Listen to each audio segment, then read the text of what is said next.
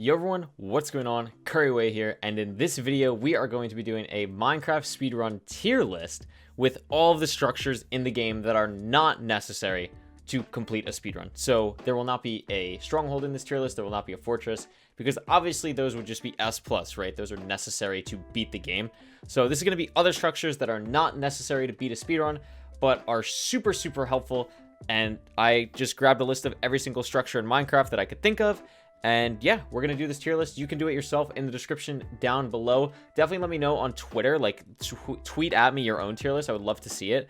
And yeah, let's get right into this. So I'm super excited. And one more thing, if you guys do enjoy this video, definitely leave a like. This is a bit different. I wanted to try something different. And if you guys really like this tier list type thing, I can try and think of another one with other speedrun related elements in Minecraft. And I think it could be really cool. So without further ado, let's get into it. All right, so we're going to start off here with the bastions. This is going to be super interesting because obviously the bastions are not necessary to complete a Minecraft speedrun per se, but they are the meta. They are what everyone is doing. So we're going to start with the 4 bastions, arguably four of the most important things in the game for completing a Minecraft speedrun. And we are going to start with the treasure bastion. I am going to put treasure bastion in A tier. I think it is really good. I personally really enjoy treasure bastions. They are not my favorite or my second favorite. They're actually my third favorite bastion, but 2 and 3 are so close that honestly, like when we get to my number 2 one, they're so similar, and sometimes that treasure can actually even be better.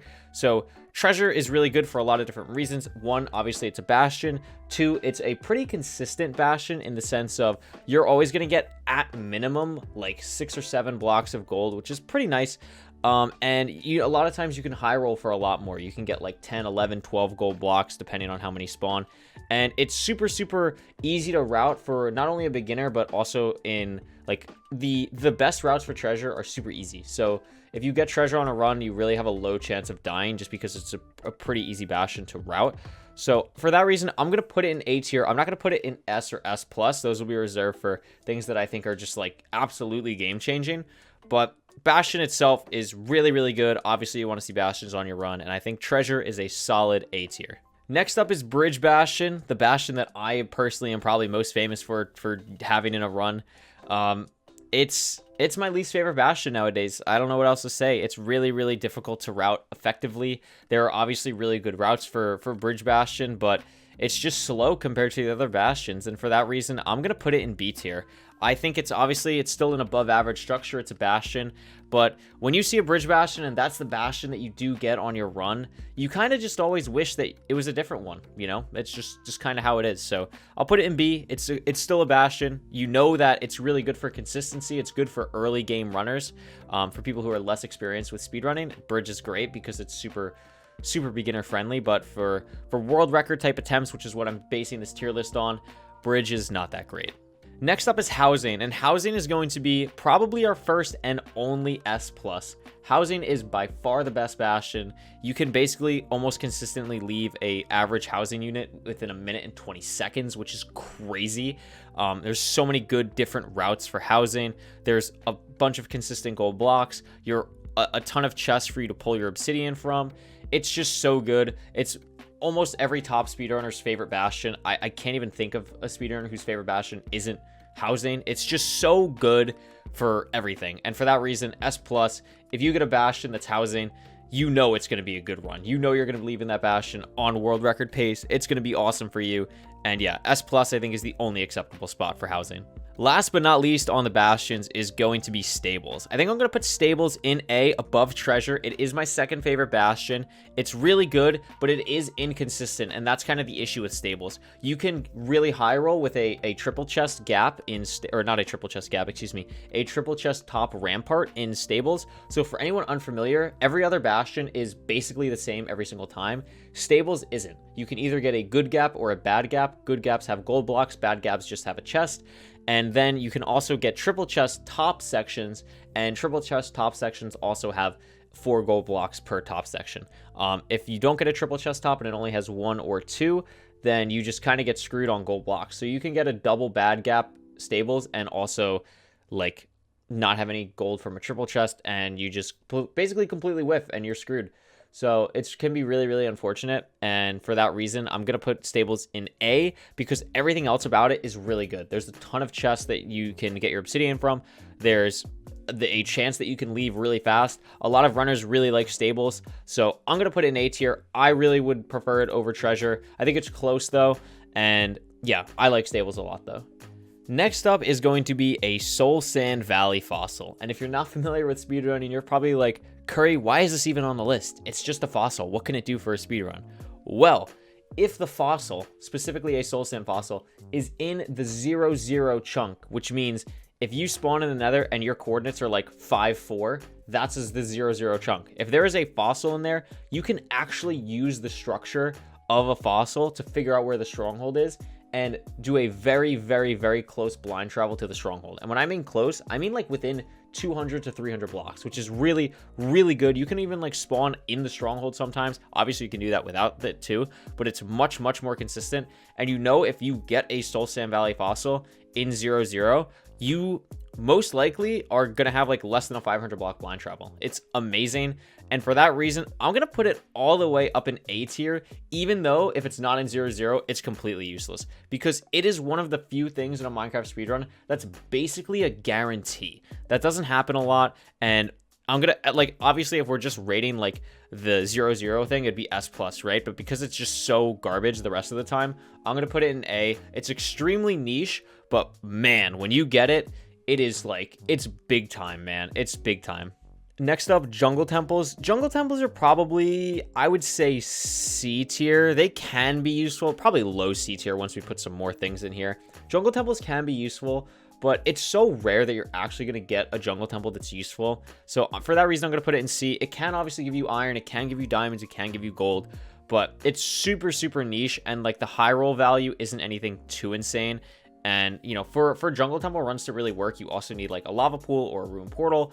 And when you're getting so many factors like that in, it's just not that great. Now, obviously, is it cool? Do you want a jungle temple in your run? Heck yeah, it'd be sick. But it's just not really a common thing. So for that reason, I'll probably put it in the low end of C. Moving on to some desert structures now. We're going to start it off with the desert temple. This is actually, I think I'm going to put in B tier. Basically, think of a desert temple as like 4 blacksmith chests, but without obsidian, basically, right? You have a chance of pulling some really cool loot that you can get in a blacksmith chest. Just replace like bread with string and apples with like rotten flesh, right? So string can be super valuable because you can make beds. You can get like 2 to 3 beds worth of string in a desert temple, which is crazy. Saves you a lot of time at bastions later.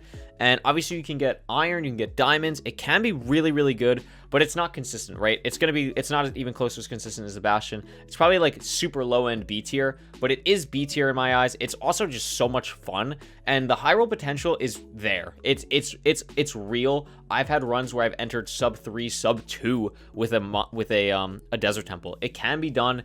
It's just super niche, but it's such a fun run, and I think a lot of runners will tell you that it's sometimes their favorite type of run to do. Next up is just the desert fossil. Unfortunately, there is no cool strat like there is with Soul Sand Valley fossils. It's really just completely useless, and it's probably going to sit at the bottom of F tier because I don't think I've ever seen a fossil in a speedrun. Actually, that is a lie. When I was doing a run in 1.14 one time, the TNT in a desert temple was replaced by fossils. So that was really fun. For me, not. It was absolutely awful and killed the run. So F minus, honestly, if I made a separate tier, fossils are awful. You don't want to see them. And we are just going to move on to desert well, which guess what? It's also F, but it's actually going to be above fossil because at least you can get water, I guess, but everything else is like whatever. So it's just going to sit in F tier with fossil. Have fun. So we have the 5 village types now, and I tried to order them in a way that's not like giving away anything. We're going to start with desert villages, excuse me. I think desert villages are really good. I would actually put them A tier. I'm going to rate these villages based on the average village. So like chance to get a blacksmith is pretty average in a desert village. But if you're starting to run, you're guaranteeing yourself iron for a bucket, you're guaranteeing yourself food for the entire run, you're guaranteeing yourself a couple beds if you want. There's a chance you can get a blacksmith with other great loot. I think it's a really solid start. I like desert villages. The only issue with them is that you're not going to be able to get wood from them really easily unless there's like an acacia savanna nearby, and then you can get wood. But otherwise, that can be a pretty big killer. But for that reason, I think I'm still going to put them in A, not S or anything. You know, they're not crazy, but they are really, really good. They can be really, really good. Similarly with plains villages, I'm going to put them A as well. I'm going to put them above desert villages though, because of the fact that you can get wood in them very easily, but everything else still stands. Blacksmith chances are really good. You get food for the entire run. You're guaranteeing yourself the iron with the golem. You're guaranteeing yourself beds. Everything you need for like an early game speedrun you can do. Combine it with a lava pool, you're entering the nether in like 2 minutes 30 seconds. So really, really good. Villages are still super useful even with the current world record and situation. I mean, hey, world record run started with a village, right? Plains village. It just had a lava pool nearby that was a big factor as well. So villages still really useful. Plains and desert villages, 2 of my favorites. So next up is going to be actually my least favorite village type, and that is going to be snowy villages. I really don't like these. Now, they can have blacksmiths, they can have beds and all that things, they can have a golem, but a golem is not guaranteed in these villages. Food is severely not guaranteed in these villages, and it's really rough. If it doesn't have a blacksmith, I'm never really playing these. So for that reason, I'm going to put it in C. I think it's probably better than a jungle temple on average, so I'm going to put it above a jungle temple. But it's not great by any means. Like, honestly, most of the time, like, C is pretty much like if I'm not getting good loot, I'm resetting. So that seems to be kind of the theme here so far. Next up is going to be acacia villages. Now, acacia villages are kind of tricky because they can either be really good or just downright awful. You can get food in them, you can get beds. Blacksmiths are really not as common as plains and desert villages, so I'd probably put it lower than that. But you can get buckets in Savannah village chests. Like this house right here, for example, you can pull a bucket in one of those chests, and you can't do that in other villages. So that's really useful, and I think for that reason, I'm gonna put it at the top of B tier. I don't know if I could put it above a bastion though. Yeah, I think I'm gonna put it here. I think obviously getting a bucket is really nice because then you can guarantee yourself a pickaxe with an iron golem, but you're not really giving yourself a lot of high roll opportunities. A lot of Savannah villages are just kind of spread out and really, really annoying to navigate sometimes. There's water usually everywhere. It's just really kind of rough. I think in 1.14, obviously, they're so much better, but in 1.16, which this list is being made for, it's like good. Like, don't get me wrong, it's good, but it's not like, I wouldn't put it A tier just because of the such a low chance to get a blacksmith, and that's such an important thing in 1.16 world record speedrunning. All right, last village is actually going to be my favorite village, if anyone's familiar with my streams. I love spruce villages. I think they're amazing, and I'm going to put them in S, and let me explain why. Spruce villages have the best chance of blacksmiths, and the reason for that is that each village type has different generations and different sizes for their blacksmiths, and based on the size of the house / structure in a village, that's how they spawn. So the smaller the structure is, the more common they are. And since spruce village blacksmiths, are so small, it's really, really easy to find a lot of them. You can get villages with like 2, 3, 4 blacksmiths. I pulled one with like 4 blacksmiths a couple days ago. I didn't pull anything cool, unfortunately, but you can. And I really like running them. It's super high rolly, but there's also a lot of chests where you can get bread, you can get wood, and if you really high roll, which just means like pulling the best loot from like everything, you can leave a spruce village in like 1 minute and 30 seconds with like diamond pickaxe, obsidian, food, a bunch of wood that you can get in the chest. So it has super, super high roll potential, and for world record, that is really important. So for that reason, I think it's the best village, and I'm going to be putting it in S tier. Next up, mob spawner. Now this is an intriguing one because it's such like a niche thing, right? You don't really think like mob spawner, world record, speed running. I'm actually going to put it in C tier. I think it kind of fits this theme that we've been going for here. I'm going to put it, I think, at the bottom because it's more niche than these things. Now, you can get some good loot. You can get buckets, you can get iron, you can get string, bread, wheat, which are all really nice, but it's just so rare that you actually find a dungeon in a speedrun before you have like a bucket or iron related things. And it's just, it's nice, I guess. It's kind of cool, but it's really rare that it ever actually gives something of value in a speedrun. But, you know, it can for sure, and that's why it's in C tier. Moving on to some ocean stuff now, we got the 4 boats, and we're starting off with actually the worst boat. This is a D tier thing. This boat type only has 1 chest. I'll put like a bigger kind of video of this specific type of boat on the screen now. But basically this boat only has 1 type of chest. it is a food chest. It's really bad. I'm putting it in D tier because like at least it gives you food, but you would prefer any other shipwreck. This is by far the worst one because you're just getting food. Like no chance of iron, no chance of buried treasure map, just really bad. So D tier for this. I'm resetting all the time if I see this. Next up is going to be upside down front side boats. So you may be asking like, what's kind of the difference between all of these? This is basically this same boat, but just flipped upside down. And for some reason in Minecraft's generation of boats, it means that this one gets a buried treasure map, which means it is infinitely more valuable than this one. So I'm going to be putting it actually at the top of C tier just because it's so good if the boat is close to you and then you can get the buried treasure map and then the buried treasure is close to you. It happens more often than you actually might think. And if you pull like a good amount of buried iron in the buried treasure, like that's a common thing, which we'll get to in a second, which is down here. It's really good. So I am going to raise that up to C tier. I think it's definitely the top of C tier. I can't put it in B because you're not getting like guaranteed iron or anything. Like the buried treasure map could be far. You are still getting a food chest, which is nice, but I think top of C tier makes the most sense for this. Next up is a normal shipwreck, or the normal backside of a shipwreck. This is where you get your iron. You also get a buried treasure map in this. I'm going to be putting this in A tier. I'm going to put it actually probably just behind the bastions. I think it's better than a Soul Sand Valley Fossil because it's just so consistent. The average amount of iron you get in a shipwreck is 8, so you're guaranteed. So the average amount of iron you're getting for a world record type speedrun is bucket, iron pickaxe, shovel, flint and steel, which is awesome. That's 8 iron. But if you're a new runner too, you just replace iron shovel with a shield and you're good to go there too. So I think they're really good for beginners and world record type stuff. You're not guaranteed food, but for world record, that's not really the biggest deal. So I think I'm going to put it in A. You just worry about your food later on in the run. Just don't take damage early on.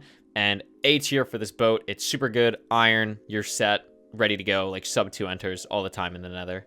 And then our last boat is actually going to be a full boat, which is really good. There's a bunch of different types of full boats. Some of them range from like S plus to A. I think in general, they are probably S tier. I think I'd put them... I'm going to put them above a Spruce Village, actually, because a full boat is guaranteed food, a buried treasure map, and iron. So you're basically getting like a village, but like compact into a boat, if that makes sense. So that's really good, obviously. Food, iron, the whole shebang. Again, like you can still, the average is still 8 iron is what I'm trying to say, which is really good. And yeah, similarly to the other boat down here, like it's basically this boat, but like you're getting food. So it's amazing. It's definitely a tier up, really solid. My favorite thing to see when I start a speedrun is a boat. So I'm happy. That's definitely S tier, best boat for sure. Next up is a tricky one, and it's a monument. And monuments are super, I don't want to say controversial. I don't think that's the term, but they are, I literally just had to go on thesaurus.com. They are definitely disputed over a lot in Minecraft speedrunning. Basically, monuments can be really, really good. And when I mean really good, I mean like you can get out of the Nether around like the 7:30 mark with enough obsidian to blind travel. It's amazing, but it's very rare, and that's kind of the issue. But I think that they can be super good. They are by far the best type of structure for a sub 20-minute speedrun, which I definitely want to do a video on at some point. Monuments are amazing. I think I'm going to put them right behind the bastions. They're also kind of hard because if they're not like directly in your way for world record, you're just not going to go for them and you're going to bank on a bastion later on in the run.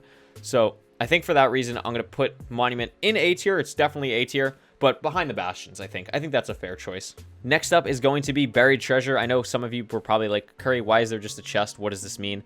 When I was first doing this, I thought this is like a bonus chest at the beginning, you know, where you get like a wood axe and apple, stuff like that. But no, it's supposed to be buried treasure. So we're going to put buried treasure in A tier. It's really good. Similarly to this boat, like it's kind of weird, right? Because this is in C tier because of the chance of a buried treasure map. But if the buried treasure is close, it's basically like the ship, except you're actually getting food. However, it's not as consistent. I definitely go more towards ships like this than actually getting a buried treasure map in my runs because it's so rare that the map that you're getting from the buried treasure is like makes sense to go to, right? Because you need to enter the end or enter the Nether fast enough, and it usually takes a lot of time out of your way to get a buried treasure. But if it makes sense to get, it can be really useful, like really, really useful. You're guaranteeing yourself food. You're usually getting a bunch of iron, a bunch of gold. like, there's been times where I pulled like 4 diamonds, 5 diamonds in buried treasure chests, and then you're like really set for the nether and stuff. So I'm gonna put them in A tier. Not as good as a boat like this boat here, because this is just more consistent, but really, really good if you can actually make use of it in a speedrun. Next up is going to be the ocean monument ruin things. I don't really know what these are called officially, but they are definitely structures. They're not good. There's no real difference between these two. I would probably put them in D tier. Like, they're kind of similar to this, but you're not guaranteed a buried treasure map in like the chest that you open. There's like a lot of different chests you have to find. You have to deal with drowns when you go to these. A lot of times they're just underwater, so they're not useful at all.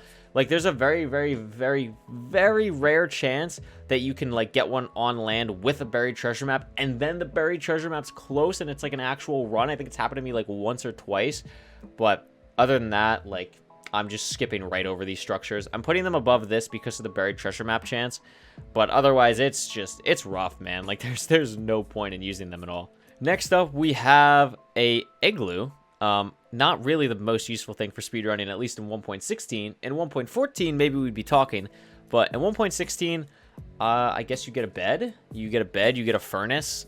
You can get a brewing stand for no reason. You can get a golden apple in like the chest below the igloo.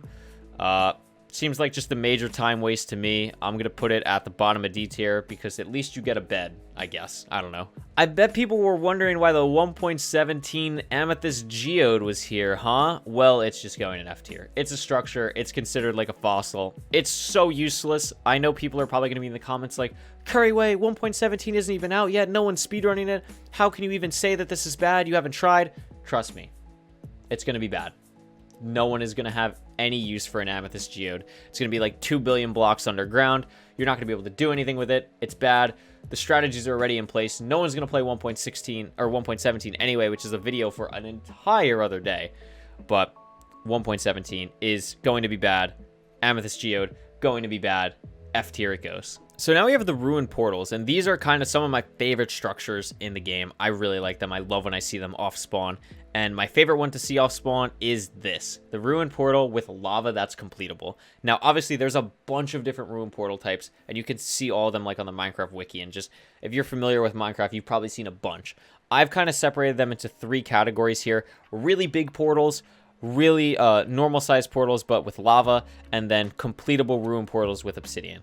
So this one with lava, I'm going to put S tier. I'm probably going to put it behind the village and the shipwreck though, mainly because it's a guaranteed enter into the nether basically. Like, it's a lava pool. All you need is like to mine some iron in a cave, but like that's pretty common. You can do that.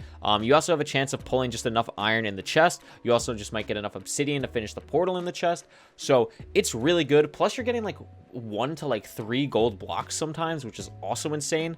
So I love these structures. They could honestly sometimes even be S+, but most of the time they're like A or S. So I'm going to keep them in S tier. I think they're great. They're my favorite ruin portal type, specifically this ruin portal type, like the one where it's hanging. Like, that's probably my favorite. So I'm going to put it in S tier. Next up, completable ruin portal. Now, obviously, not every ruin portal like this is completable. Some are easier to complete than others. Some need like 1 piece of obsidian. Some need like 6 or 7, and that's not even considering like crying obsidian that might mess up block placements. So for the most part, this is probably a B tier thing. I'm gonna put it ahead of desert temples because you can get like gold blocks and stuff. You can get iron, flint, like more useful things. You're guaranteed more useful things than you are in a desert temple, but it's not the greatest thing ever. Like, if I don't pull anything insane, I'm resetting, you know. So I'm gonna put it in B tier. It can be useful, but a lot of times it's just kind of a cool thing that's there. Giant ruined portals. These are fun, but they're not the best. I'd probably put them in B tier as well. I'd probably put them like here. Like, they can be completable. Like, there's lava, but a lot of times they're more annoying to complete. You can get a lot of gold blocks, yes. But actually, yeah, I'm kind of talking myself into, I can't now.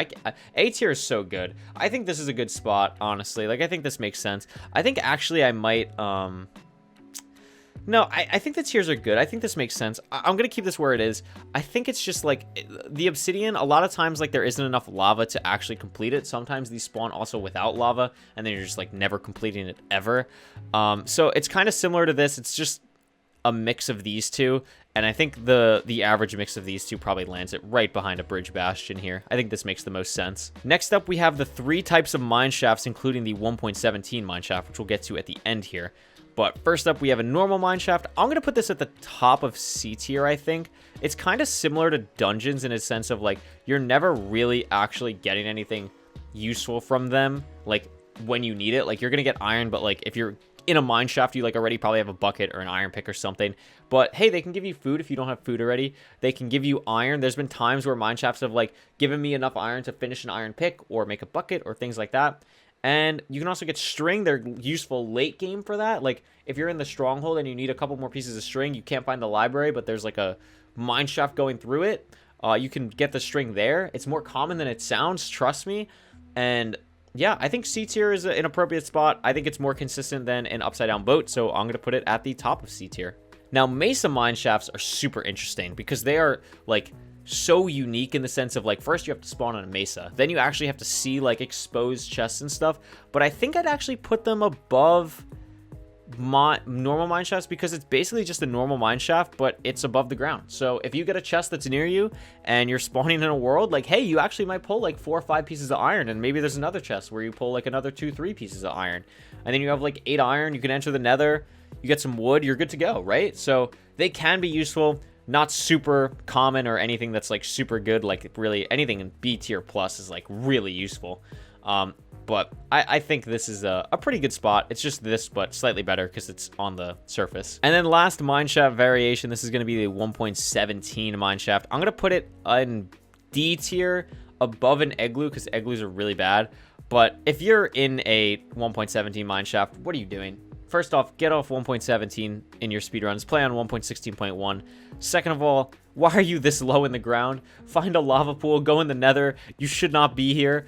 Go get in the nether. Hurry. Go fast. But I guess there's probably some good loot similar in mineshaft stuff. So you can get good loot, but you're probably wasting time at the end of the day. Witch huts are cool, but that's about all I could say about them. I guess you can get wood, so they're more useful than fossils and geodes, but I'd consider getting desert in a getting water in a desert, excuse me, more useful than getting wood in a swamp biome.